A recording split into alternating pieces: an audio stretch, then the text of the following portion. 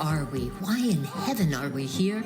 And how to make sense of this mess of our humanness and perhaps even transcend it. Welcome back, everyone, to Season 2 of Dawn of an Era of Well-Being, where we deep dive into uplift with insight, thanks to remarkably informed guests exploring the nature of our human nature and how to better relate to it. If abnormal is the new normal and perceiving is the new believing, then inner is the new outer, and consciousness is our source for healing.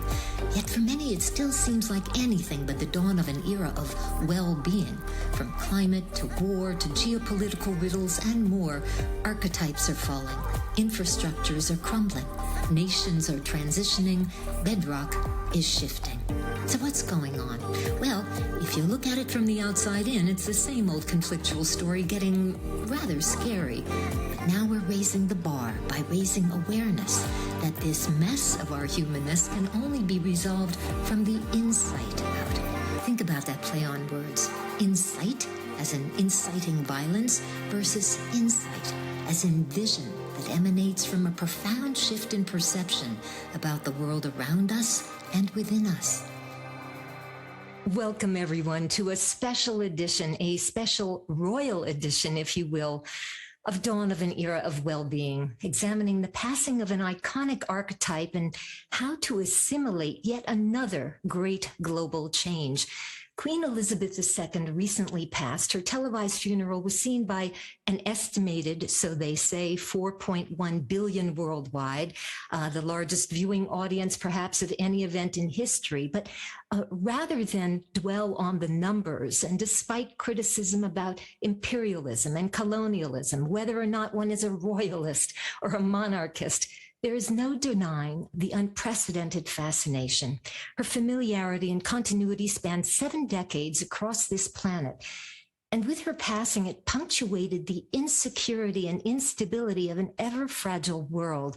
For many, this represents the end of an epoch and yet another successive world transition amidst bedrock shifting. In a sense, it felt a little bit like the end of a long-standing popular television series where we've become accustomed to, enamored by those characters and ongoing storylines that we project ourselves into and onto. And when a series ends or the main character departs, we're left a little bereft. We feel a bit empty. So it's worth examining how influential the outer world marks our inner, and consider a, if you will, rebalancing act to help navigate outer upheaval with inner balance. As Shakespeare states, all the world's a stage and all the men and women merely players. Well, it does seem as if we've shrunken that spotlight to only a few privileged players, the spotlight being consciousness, the stage being the stage of life. And both spotlight and stage belong to all of us and every sentient being. So imagine if we can consciously and conscientiously expand that stage for a wider spotlight cast upon the many. Perhaps we can then inspire the entirety of humanity and species to bask in the light of center stage, celebrated even as iconic individual greatness becomes reflected in our collective. I'm your moderator, Allison Goldwyn, welcoming our remarkable host, as ever, Irvin Laszlo, and today's very esteemed guests, Baring and Jude Currivan. They're going to help us make sense of this momentous turning point and explore the deeper meaning and long-term implications of the Queen's presence, her passing, archetypes, and so much more in this episode, The Royal Road to Recovery, uncovering our inner riches for the dawn of an era of well-being. So welcome, dear ladies, Jude Currivan and Baring. It's lovely to have you here with us.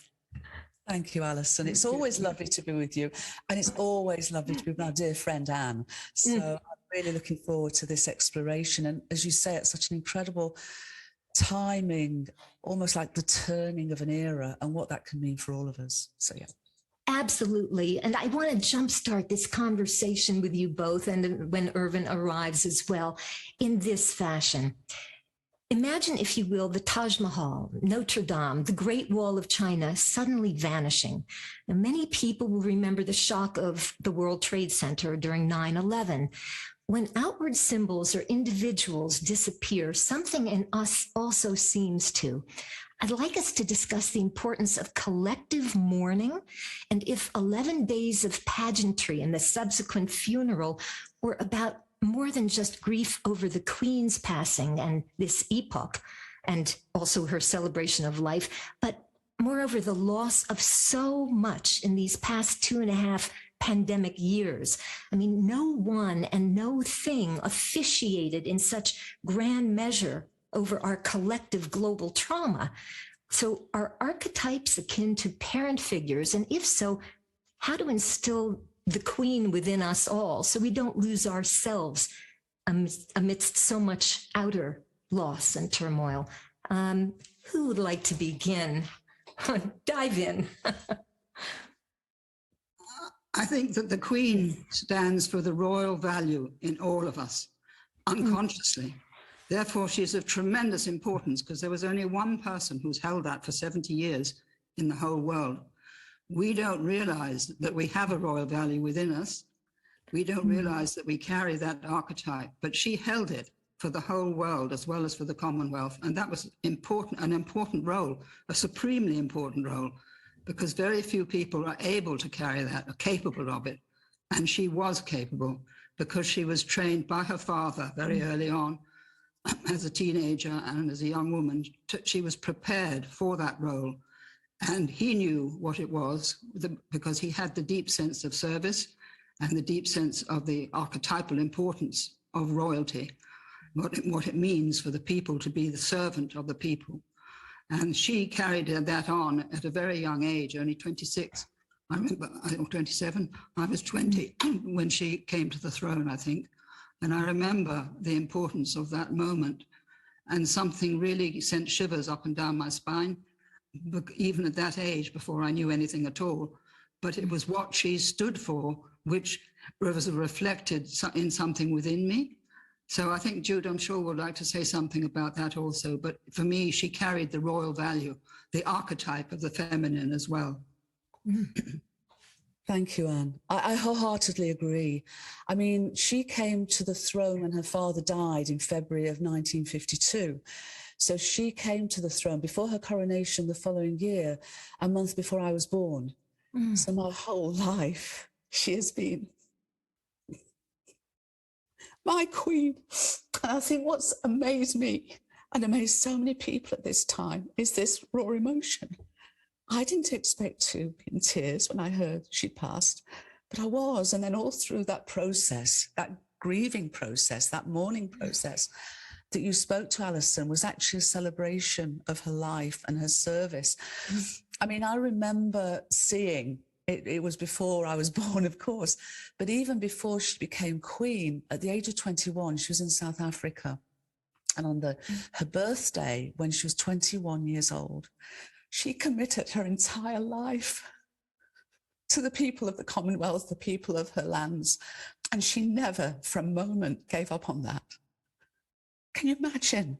So it was even more than 70 years. It was something like 75 years.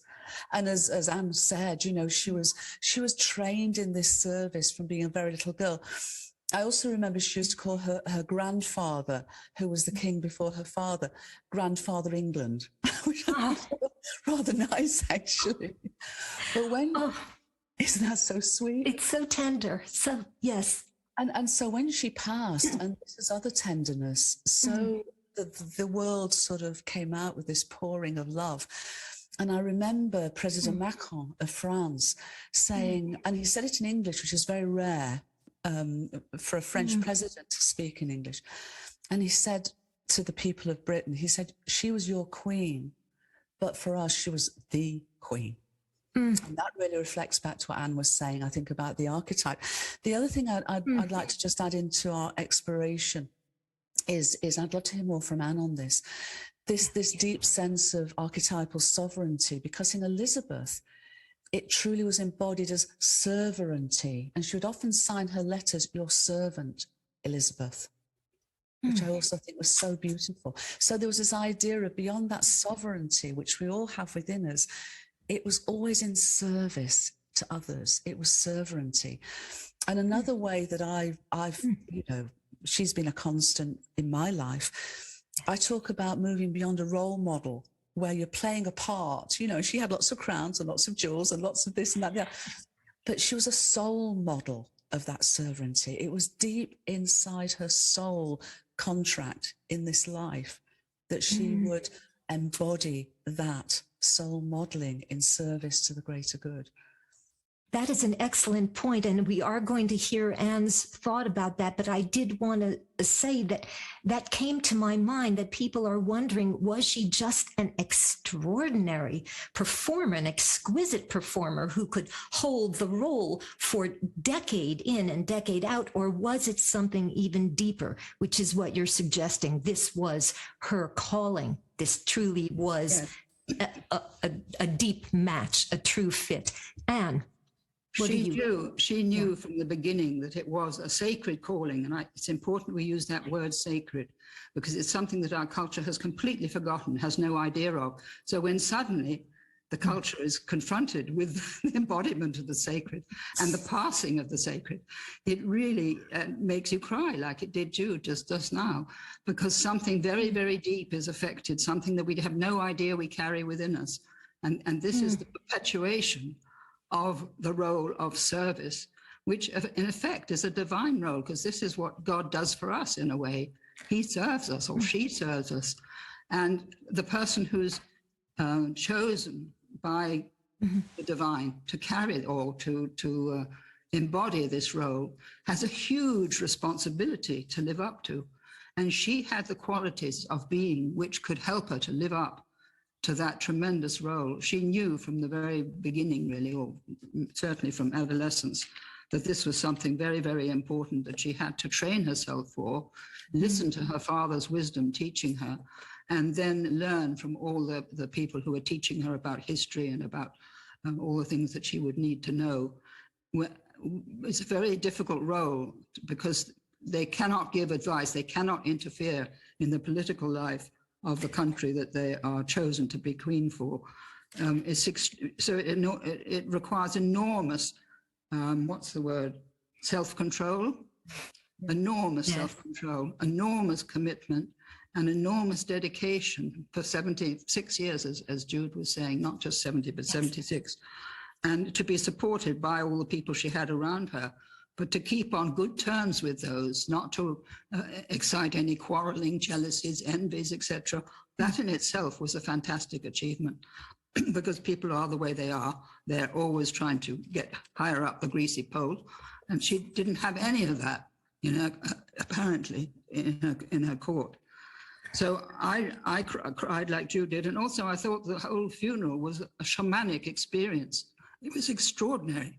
Brilliantly done, as we do them in this country very well, but with deep, deep feeling.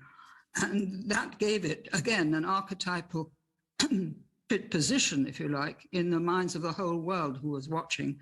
They could see the importance of this ceremony, not only for this country, nor even the whole Commonwealth, but for the whole world. Really?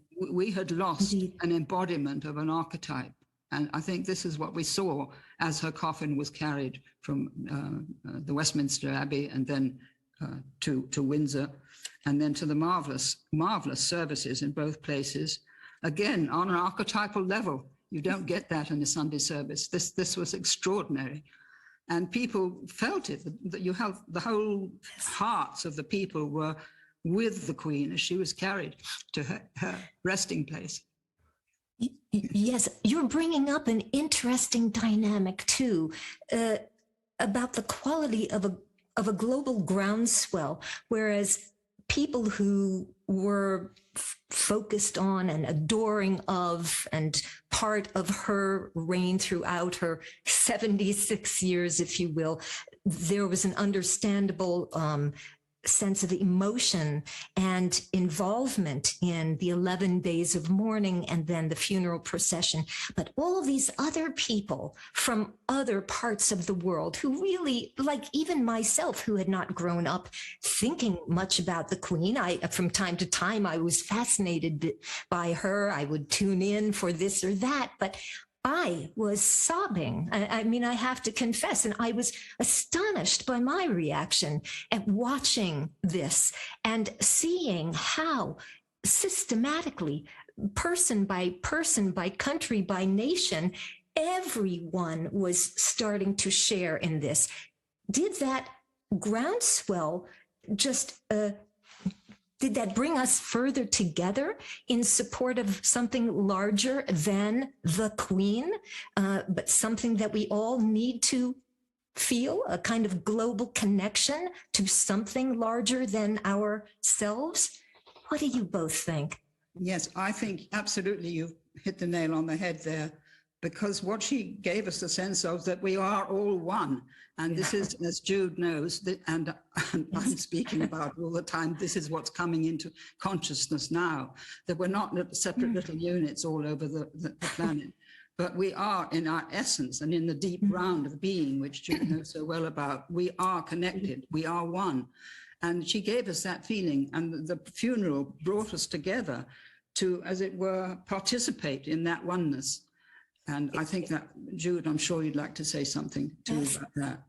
Well, other than totally agreeing with you, I think, Anne, as well, it was the whole, I mean, my husband and I were in Wales, you know, the last couple of days of the Queen, and I knew, I could feel energetically something was moving. So yes, for me, it didn't come as a surprise. I felt there was so much symbolism, so much consciousness playing through this whole period. Because if we go back to the summer, of course, we had the Platinum Jubilee, you know, 70 years on the throne, and this incredible outpouring of joy again. And, you know, we Brits are quite eccentric sometimes. So, Anne, I don't know if you saw it, but the great celebration on Sunday was magically, wonderfully, eccentrically crazy and joyful, wasn't it? And then there was the whole skit that the Queen did with Paddington Bear. I mean, Paddington Bear, but people will never forget that. Never forget that.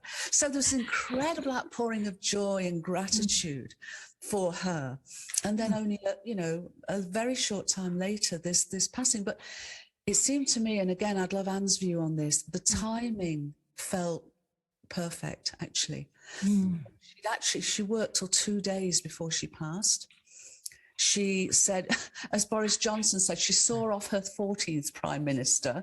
First was Winston Churchill. So she said, he saw me off. And then she welcomed Liz Truss. And then 2 days later, she passed. And in that passing, again, the signs and the symbols, which are so linked with archetypal presence, you know, there were rainbows over. Exactly. I'm so glad you mentioned that. Yeah, I mean, Anne, I don't know if it was Prince William actually said there are never rainbows. There were never rainbows up in Balmoral. There were 5 rainbows in Balmoral. There were so many signs and symbols that for me was saying, she's not gone. She's just moved into a different way of being in service. I'd like to come in. I'd like to come in there about the rainbows, Jude. I'm so glad you mentioned it. But in Tibet, when a great Lama passes, there's a rainbow. So this was a symbol of a great spiritual being passing. Yeah. And with emphasis in both places, both in Westminster and in Windsor, you can't do more than that, so to speak. This was a great being. Yes. And she's still there with us. She is still with us. And I'd love if we have time. There's another sort of whole era of connections here. And it is the divine feminine throughout our story, our island story. And I'd like to, if we have time, we'd like to speak of another great queen who is also a saint, and that is Queen St. Margaret of Scotland, because I feel her presence was very powerful through this time, and you know, Her Majesty's passing on to her next job, as it were, in the sense of consciousness. So I'd like to come back to that. Would you like to tell us a little bit about that now? It's very compelling, and I don't think many of us know about this. Okay, well, I'm sure Anne does. Yes, indeed, for our listeners. In the 11th century, well, before that, we had one monarch who has been known as the Great, and that was Alfred the Great. And he really brought the various tribal regions of Britain together to form essentially the origins of Britain. And Margaret was a descendant of Alfred. And before the Norman conquest, there was major turmoil. She was actually born abroad. She was born in Hungary, a place called Pest. But she came back to England. And then with all the turmoil, she had to escape again. So she escaped up north to Scotland. She married a king. She married Malcolm III of Scotland. And she was so, I mean, I just see the Queen, our Queen, Elizabeth, and Margaret as sort of spiritual sisters, because in that epoch, you know, the middle of the 1000s, she was revered for her generosity, her kindness, her inclusivity. She was a serverin as well. She was a soul model then. And then when she passed, she was sainted, but she was buried at Dunfermline Abbey in Scotland. And the link is because in the Platinum Jubilee, Dunfermline achieved city status, one of 8 in the UK. And the first tour that the new king and queen consort did after the mourning period was to Dunfermline Abbey. So they linked Elizabeth, the new monarchy, and this ancient monarchy, all in this sense of sovereignty. And I thought that was really beautiful. That is absolutely fascinating. I knew a little bit about her. I'm glad you mentioned King Alfred, because I think he was the greatest king we've ever had. Yeah. And also his grandson, Athelstan. That is my favorite period. So I'm glad that she's, as it were, on the end of that and the beginning of the Middle Ages, really. I'm so glad you mentioned King Alfred as well, because we have a king with us who just arrived, Irvin Laszlo, and I want to make sure that we welcome him to the discussion. Hello, Irvin. Well, Alison and Jude and Anne, it's nice to be here. I'm learning a lot. It's wonderful. I'm trying to comprehend. I don't have a monarchy in my DNA somehow. And I never had any fascination for living persons other than perhaps scientists and spiritual people. But I can appreciate this, and I can try to understand this. I think I'm very touched by it, you know, and it's remarkable what's happening. One concern I have is about the bond that is created by a great personality. I remember the case of Yugoslavia, where Tito was a common person, a common leader for all parts, for all people, all the many nationalities. As long as you could see his photo on every post office, on every shop window, and so on. Yugoslavia was Yugoslavia, a single entity. When he passed, very soon it fell apart. They were just separate entities, they still are. And I think what was missing there, what was due to the failure of Yugoslavia, was the passing of a personality with whom all could understand, who was a war hero, you know, was a hero of the defense of the country.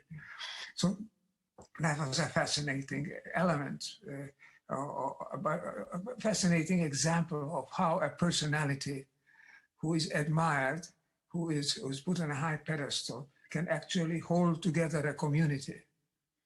And I wonder, you know, if we will need it. I'm not British in that sense. I'm a great admirer of Britain and of all things English. I think it's the most polite, most advanced kind of civilization that we have. But I'm not a part of it, as it were, and I admire it. So I'm just thinking how, you know, the English community, the Britain, the Great Britain, holds without a queen. Now, of course, there's a king now, but is that the same? That's something I'd like to ask all my British friends. Is that the new king? It will be a personality like that. He's on the throne, yes, but is being on a throne enough to hold together a country? Or do you need something else? Because something else was there in Elizabeth. Will there be something else also in Charles III? How do we go from here? I think that Charles has had a long tutelage under his mother. He's very well prepared. He's an extremely sensitive person. He always was. He had a very difficult, unhappy childhood at Gordonston. but he somehow came through that. And then there was the disastrous marriage, and now he's found his true love, and all is well. But he's always been interested, like his father was, in the concerns of the environment. He's been passionate about the Amazon for decades. He's been trying to wake up the world, really, to the peril that the world is in and that we're in, without any success at all for about 30 years. He was ridiculed by the press, always made fun of for talking to trees or whatever they thought he was doing. He's a wonderful speaker, inspiring speaker, and he has all the qualities to be a very great king, but he hasn't got much time. And this is a problem. He's now 72, I think. So he hasn't got a great deal of time. But this is actually a crucial time for the country because it's splintered in every direction. Everybody's fighting with everybody else. And this is not good. And we saw in the funeral of the Queen, we saw the whole country come together. We saw thousands or even millions of people have a vigil, really, for her. And it brought forth the real quality of the English psyche, that people were prepared to stand in a queue for 5 miles for 2 or 3 days to reach the place where she was on the catafalque in the Great Hall at Westminster. And this was a signal to the mockers, really, and the ridiculers, that there was more to this than they thought. And it really, I think, touched particularly the soul of women, although men also, but women understood the importance of this ceremony and of her reign. And they came in their thousands and millions to mourn with her and to say their farewell, to bid her farewell, as Jude, I'm sure, and I did. Jude, you go on. You're going to start me off again. Well, why don't we all have a group cry? Maybe that's a very cleansing. Before the end of the hour, Alison, for sure. I wholeheartedly agree. Just a few thoughts on that. You know, the thing is, Irving, back to your point around personality, it transcends personality in that sense. We've had some not great monarchs, we've had some wonderful monarchs, but the institution is the continuity, because the institution, when the moment that Queen Elizabeth passed, King Charles was immediately the monarch. Whenever the coronation will be, and it may be June next year, but whenever it is, he was immediately the monarch. So that continuation of the archetype, whether it's embodied in a woman or a man, has continued for 1,000 years, essentially. So it's not just the individual, it's what that individual is. I mean, you look at all of the surroundings, the environmental, the tradition, you know, that we embody. We embody it as a monarchy, but we embody it as a people. There's something, and you know, I think the other thing as well is, and the Queen personified this so beautifully, I know Anne appreciates this as I do, and Charles does too, so much of their work is behind the scenes. We talked about Kenichi and Nora earlier, and how vital that is, but so much of what they do is not pomp and ceremony. It's going to a small British town in the rain and the cold and cheering people up and, you know, supporting a charity or opening something, whatever it may be. There's a vast amount, you know, hundreds and hundreds of engagements for each of the royals, or each of the sort of senior royals each year. And Charles, of course, as well as the environment, has been a great champion of young people and helping young people, especially those disadvantaged. When I was in business, I don't know if you know this, Anne, I was invited to be part of the Prince's Trust because I was, you know, a very senior businesswoman. I got invited to various things and various visits and various support. So I know some of the work that is done, and it is vital, vital work. And it is the mycelium network. You know, like a mycelium network is often beneath the surface, but it's vital for the health of the ecosystem. And to just finish that point, I don't know how Anne you feel about this. Irving, you may not be aware of this, but I think in Prince William, the new Prince and Princess of Wales, William and Catherine, I think we've got another generation. And he was brought up by his grandmother and follows that sort of North Star. She is his North Star for him, I think. And I think in Catherine, he's got an incredibly wise and loving wife. So his family life is good. He is wise of himself. And I think those two are the next generation. So I think whatever comes and whatever turbulence comes, and who knows, I think the monarchy is in as good shape now as I can ever remember it being. And if we go back before Elizabeth, we had the Second World War and all of that. But I think it's in a reasonable, good shape. I think it's in a good shape. I think there is the question of the individual and the question of the institution. Absolutely. The example I talked about before, there was no institution to maintain Yugoslavia together, you see. No. When the individual passed, then this thing fell apart. Yeah. I'm just thinking, the countries that I know a little more than the others are Hungary and Italy, and then the United States. I don't know that much about other United States, but I think it would not be capable of a monarchy. Certainly Italy, even if you could bring back the Savoys, the Italians would not accept an individual, It has to be not only a constitution, it has to be a culture with a heritage that is behind it for centuries, into millennia, something that's built up. It's not from one day to the next. So this has a robustness to it, which is not held in other countries.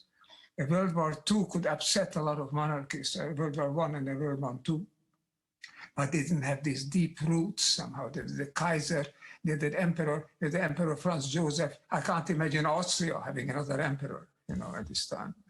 So it's a combination of things. To my mind, it's a cultural phenomenon. And you have to understand it as such. It's wonderful because it's bonding, it's binding, it's loving. It's something where people feel togetherness and oneness, and that's what's lacking so much in this world otherwise. So there is a point in which people can unite with love.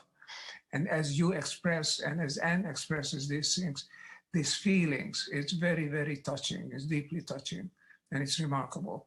And it deserves to be understood, much better understood than it is. For a couple of days, perhaps, or hours, or maybe some weeks, it has penetrated the public, the global consciousness. How does it remain? Is it being kept up? Diana had a personality like that, which captured the global consciousness, but nobody else, as far as I know, in recent history. So here it now is a tremendous challenge. The institution is continuous, is there. The person has to live up to it, has to be part of it. I personally have a great trust in Charles. I think with his green attitude, with his attitude for human wellness and underprivileged populations and on. So he's a marvelous person to fill this slot. It doesn't have for long, as we have said, but I think there is an interesting charge, and the experiment, the global experiment of having Britain, a monarchy, being headed by a personality, continues in such a way that this makes sense. This is not only on paper, that people can actually feel their oneness with the monarchy and with the monarch. I attach great hope to this. I don't feel it myself. I must say I admire it intellectually. I can try to empathize with it. But it's wonderful what you express, because both of you here feel it, actually. You are it. And that's a great, great thing in today's disconnected, separateness world, type of world. I think it brings the heart into prominence rather than the head. And it shows how important the heart is, how much more important than the head, and how the heart can unite us all. I just wanted to say one word about the sacred ceremony of anointing. Yes. In the Queen's thing and also in the King's to be, because that sacred ceremony with holy oil, I don't know what the oil was, whether it was the same oil that Mary Magdalene anointed Jesus' head with, or some other kind of oil. That was called spikenard, and it came from the Himalayas. But this ancient ceremony, which is so humble, she has to be so humble, sitting on that throne in her white shift with the Archbishop presiding in this holy moment, really, and anointing her. That is something I don't think that other monarchs, I can't be sure of this, but I don't think that other European monarchs have to the same extent anyway. And it's that ceremony that sets the scene for the whole reign, doesn't it, Jude? It does, Anne, and I'm so glad you brought that up, because, you know, I think it's more than culture, Irvin. I think there is this level of sacredness and sacred covenant between our monarch and the people, and Elizabeth embodied that so beautifully. I'm sure Charles will continue to do that, and William will. But I guess the other side, just going back to your point on culture, though, you know, the Queen, when the Queen came to the throne in 1952 and then crowned in 1953, we'd just come out of the Second World War. She came in as the monarch, the constitutional monarch of 32 nations and an incipient commonwealth of only a few nations. In her 70 years, she's now, when she passed, she was only the Queen of 15 countries, but she wasn't just the Queen of Britain. She's Queen of Australia, of Canada, you know, of New Zealand, many other countries. But I think she has often spoken to, and I'd love your call on this as well, one of her greatest joys was the development of the Commonwealth, which is now something like 54 countries. And even those countries who decided that they wanted to have an elected president rather than a monarch chose, almost all of them, I think, to retain their membership of the growing Commonwealth. We've even got a couple of countries coming into the Commonwealth that were never part of the British Empire or any sort of historical connections, but want to be part of this growing community of nations that is from the heart, I think, Anne, you're right. You know, it's much more of a heart-based, community-based. You choose to join. You choose, and then you're invited in. But I think that's a wonderful achievement that she really was very pivotal for. I don't know if the Commonwealth would have become what it is today, and with a promise to go forward under Charles as head of the Commonwealth, without that incredible 70 years of dedication to its aims. And so I think that's something. And the other thing is the evolution.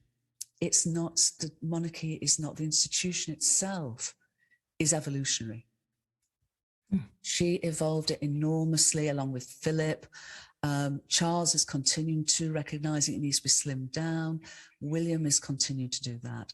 So, you know, there's a real in-depth recognition that it cannot be static. It has to be attuned and aligned with the evolutionary impulse and flow of not just Britain, not just the Commonwealth, but the whole world in that sense.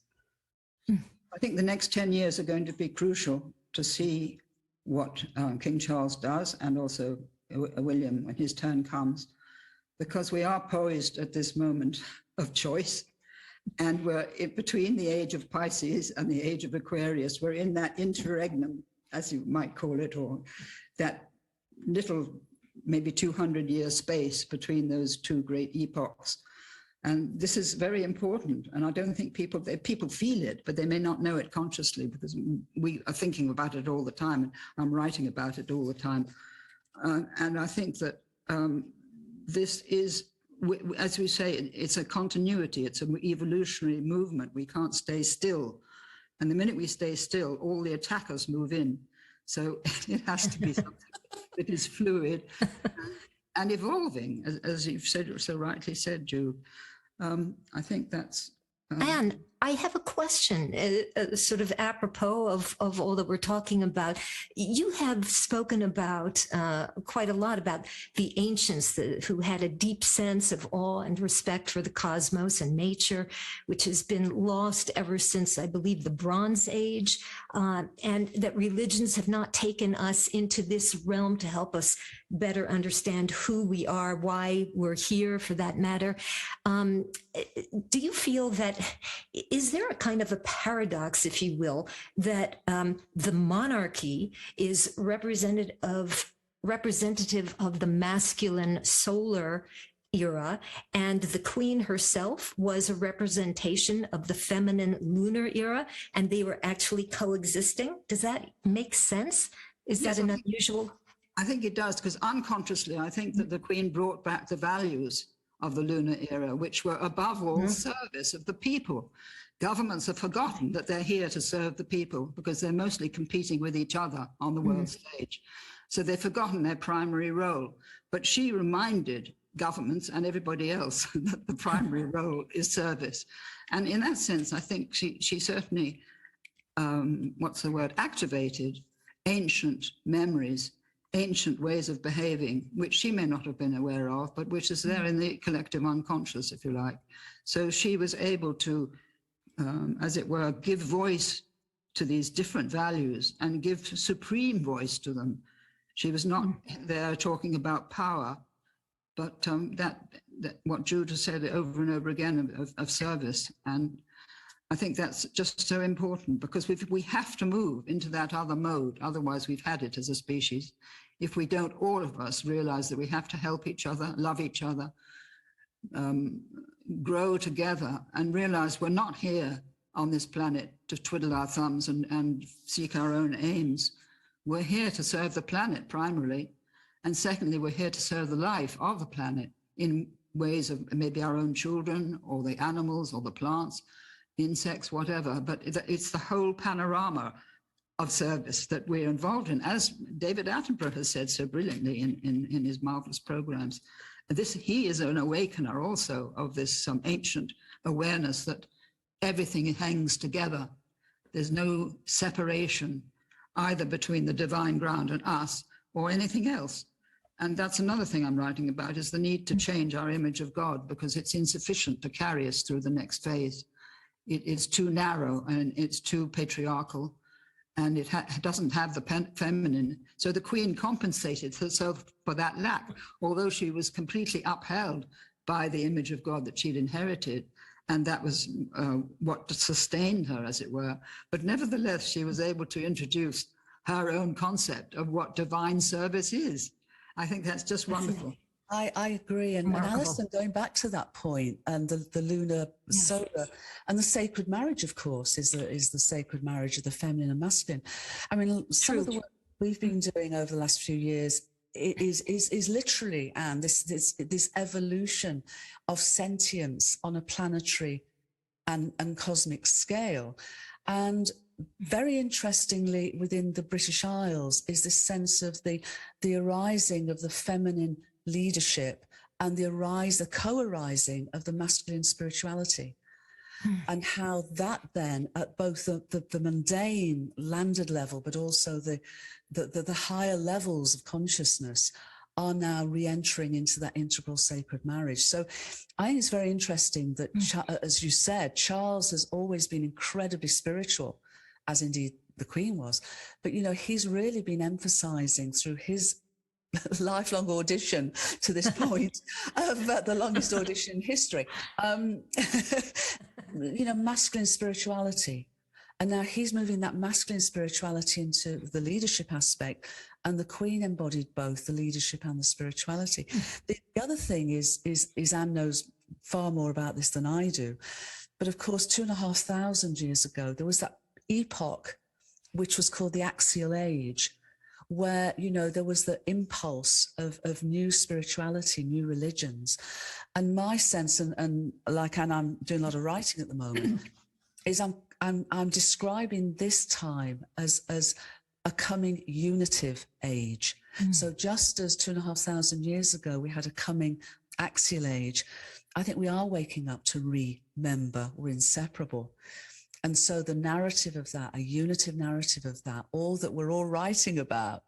I saw, Irving, your incredible 10 road signs of this time, which was wonderful. But I'm now describing what we are in as the birthing of potentially of a new unitive age, where we can celebrate unity and diversity and like the Queen, embody the evolutionary flow of its opportunity.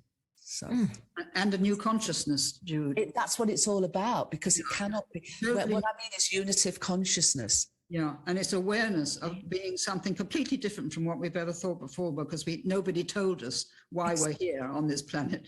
Nobody told us where we go when we die, or where we've come from before we're born. these are questions which need answering now, and I think they'll be part of this new consciousness.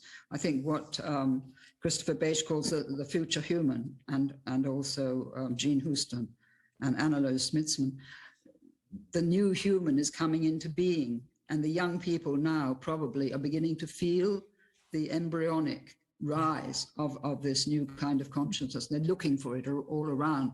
They can't find it in the culture as it is, but as the culture as it's becoming, I think. I think that's absolutely right. Absolutely right. It's interesting that you mentioned Jean and Anna-Louise, because I was actually going to refer to Anna-Louise, that she has talked about 5 new archetypes, 5 new that perhaps we're now in an age where we need to revamp what we consider to be archetypes. And she had identified 5, I think, ruler, creator, artist, sage, innocent, explorer.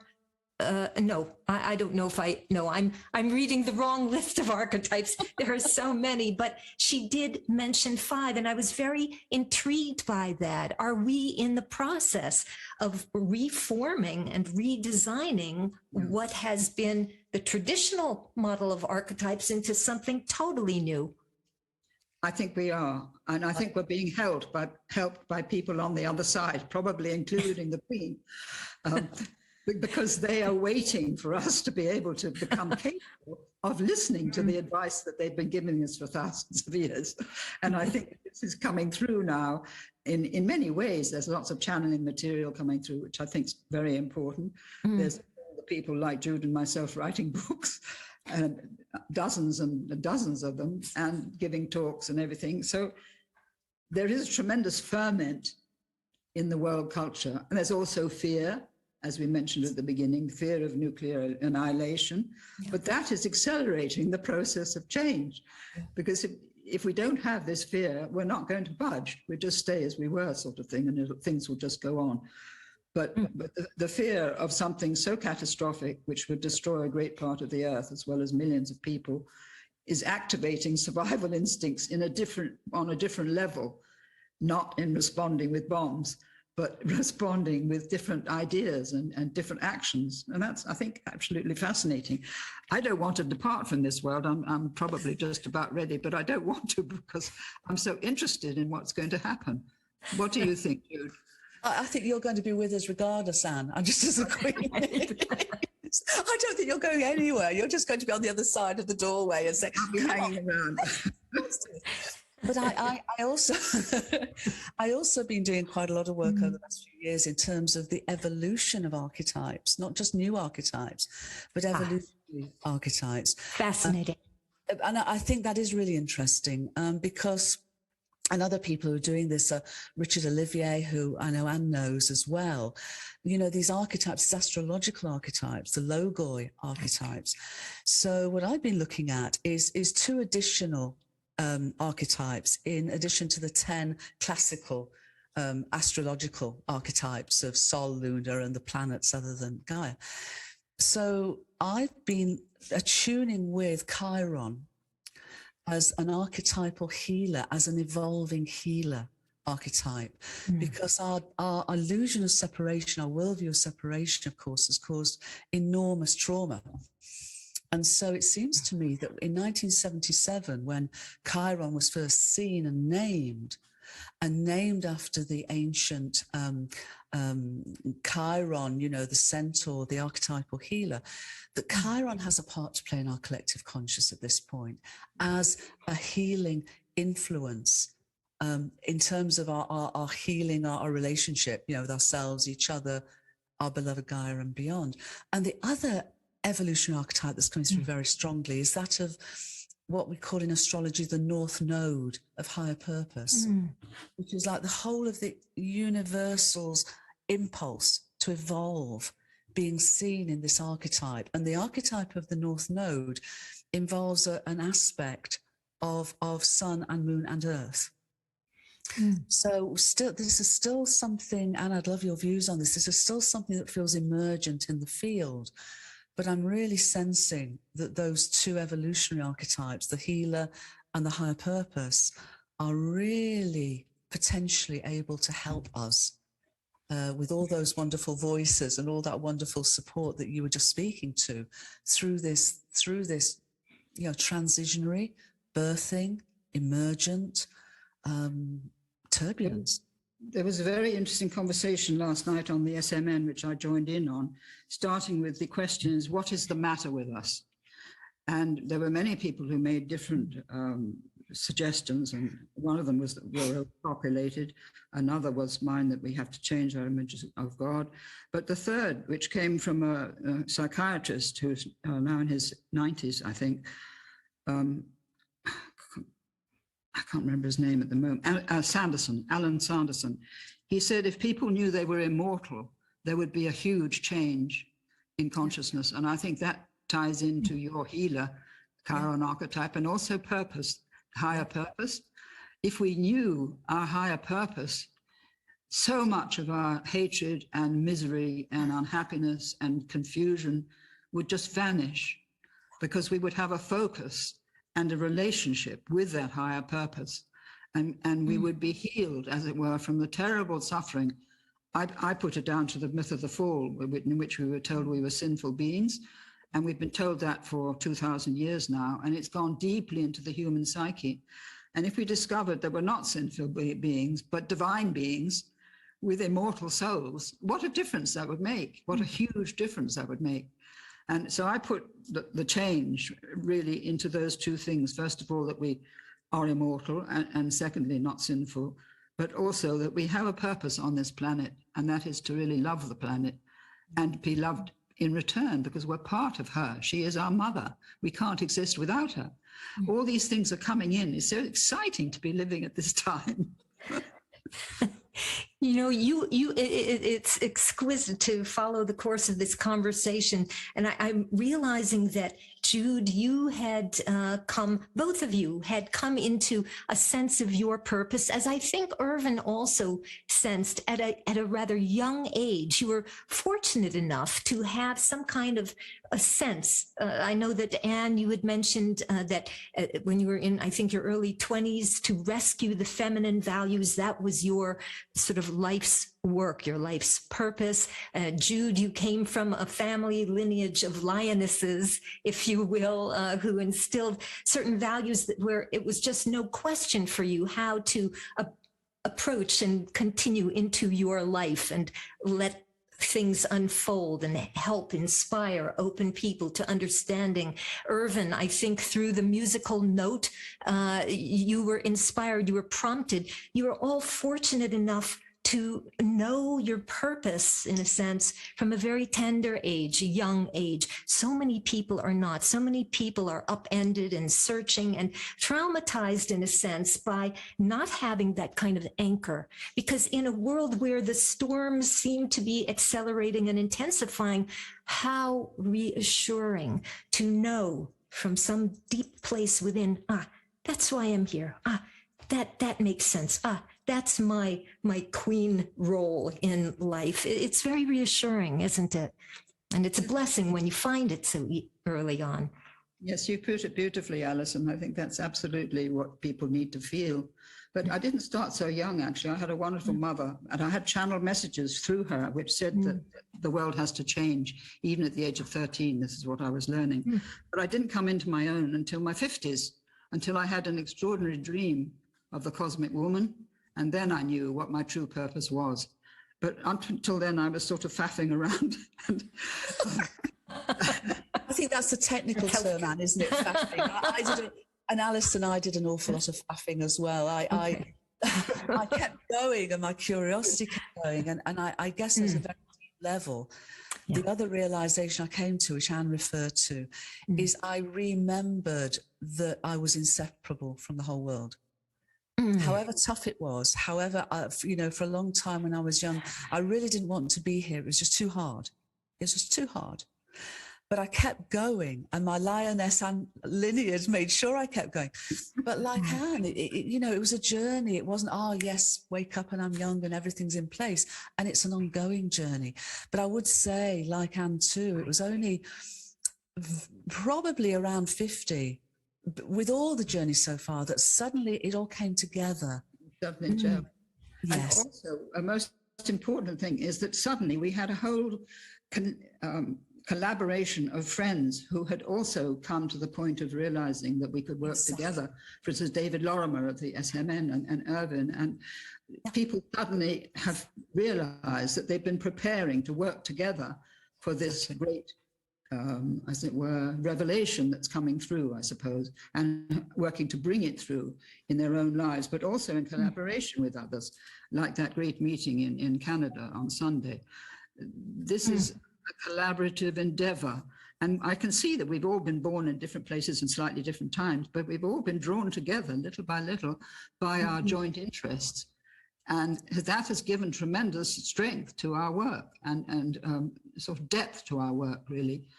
And the sense of collaboration is very healing because, as Jude said, it was very difficult in the beginning. It was difficult for me as well in different ways, but it was perplexing, confusing, not knowing where I was going or what I was really doing. Was I choosing the right husband? Thank God I did, but I could have chosen any number of wrong ones. Sort of, that could have put the whole thing quite wrong. Well, I must say that I think today's conversation, much like the Queen having had multiple rainbows overhead in honor of her transition, I feel like we have 3 rainbows today in this conversation with Irvin, Anne, and Jude. It's truly special, so vital that these conversations continue. Irvin, do you have any thoughts that you'd like to conclude with as we wind down this Royal Road to Recovery episode? Deep down, we are one. And the evolutionary imperative is to discover that and to join us in love, with love, unconditional love. And that is the purpose. The purpose is a higher level of consciousness which penetrates this planet and radiates from this planet. I think the entire cosmos is consciousness. And we are windows on it. We are ways in which that consciousness can further evolve. The great events of our time are so many challenges for us to move beyond the surface of events, move deeper down, and find that the oneness is really a coherence which has been being born since the Big Bang, and it continues to evolve, and that we are a part of it.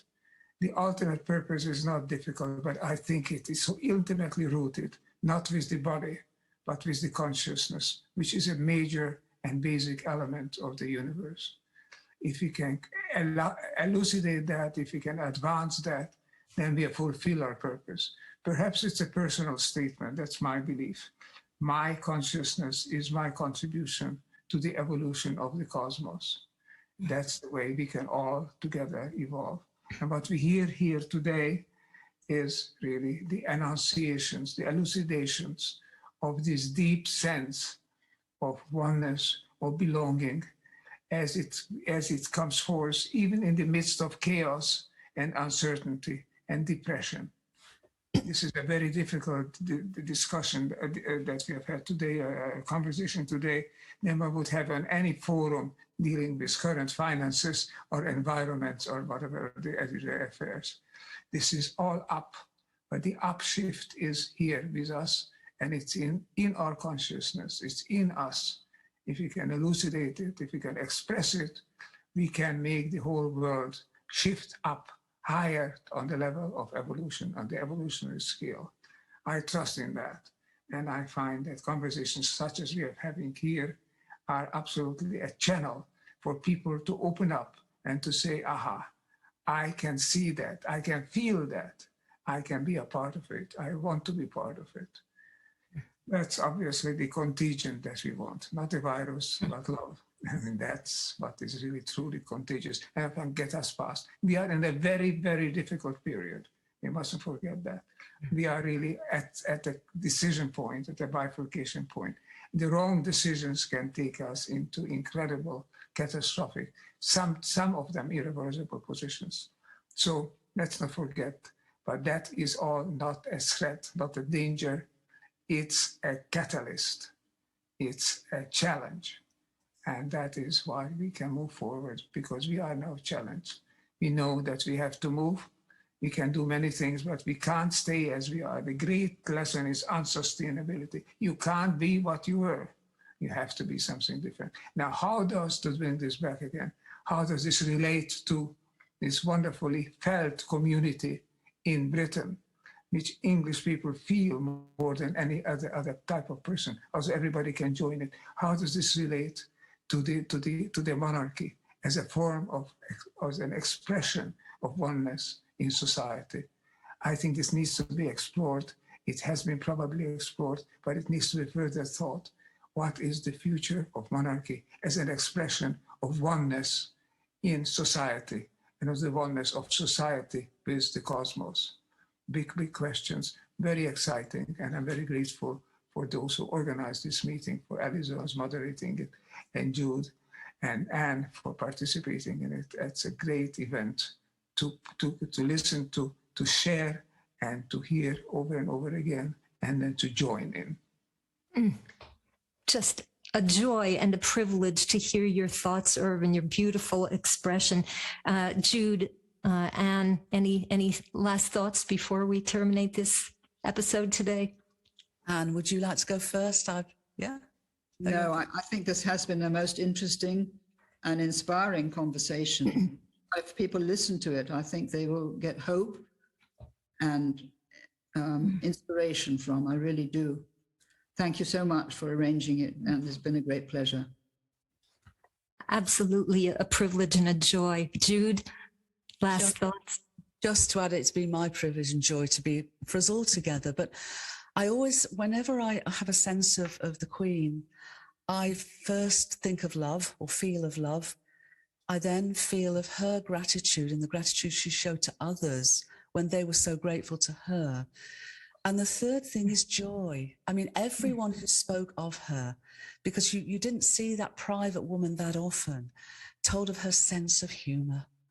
And so for me, having that joy in our lives, you know, with all the turbulence, is, holding that love and joy and gratitude in our hearts.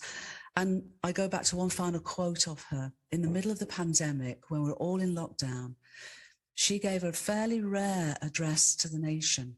And in it, she quoted Vera Lynn, who sang a song in the Second World War. And she said, "We will meet again." And we will. Oh, on that very, very moving note, which I think all of our listeners today will be sensing in their own unique way, I want to say thank you. Thank you. You know, when mourning loss, it's easy to lose ourselves in the process, like falling in love and then breaking up only to find we have no clue where we disappeared to, or when children grow up and leave home, leaving us with empty nest syndrome.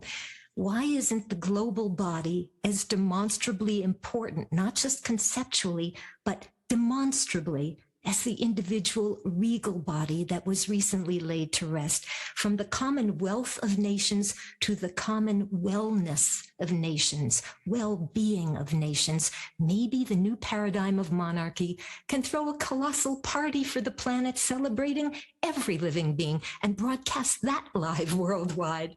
It's something to think about, That would make quite the dawn of an era of well-being and upshifting. So on that uplifting note, I am Alison Goldwyn, thanking our brilliant maestro, Irvin Laszlo, and our absolutely brilliant bright light guests, Anne Baring and Jude Currivan, the divine feminine known as Anne Baring, and her royal lioness, Jude Currivan, as we look forward to bringing you an engaging season 2 of Dawn of an Era of Wellbeing upcoming. Stay tuned and stay attuned.